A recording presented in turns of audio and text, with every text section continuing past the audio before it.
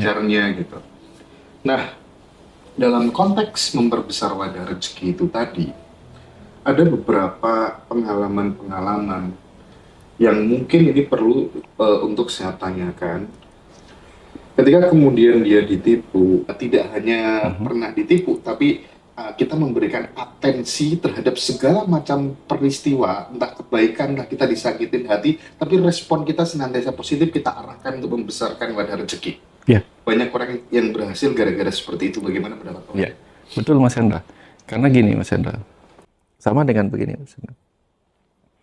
Ketika kita mempercayakan baju kita ke laundry, ke tukang laundry, maka kita mempercayakan apapun yang dilakukan oleh si binatu, entah pakaian kita akan diobrak-abrik di situ, direndam, dikasih deterjen yang keras gitu misalnya, kemudian setelah itu diputar-putar, kemudian dijemur di bawah panas matahari, kemudian disetrika dengan panas pula gitu.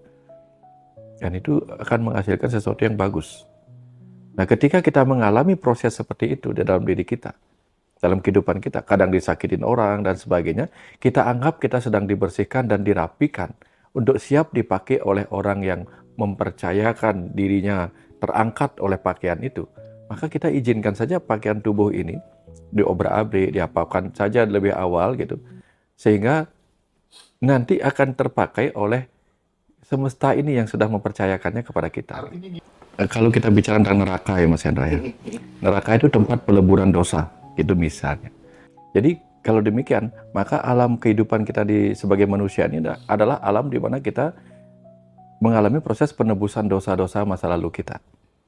Sehingga ketika kita ditipu orang, dibohongin orang, dipinjemin uang kemudian tidak dikembalikan, mungkin kita pernah berutang di masa lalu dengan orang itu.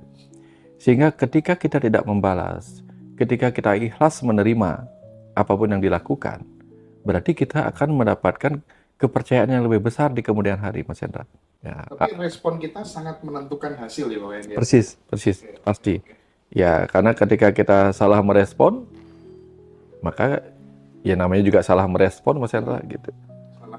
Salah merespon kan jadinya salah.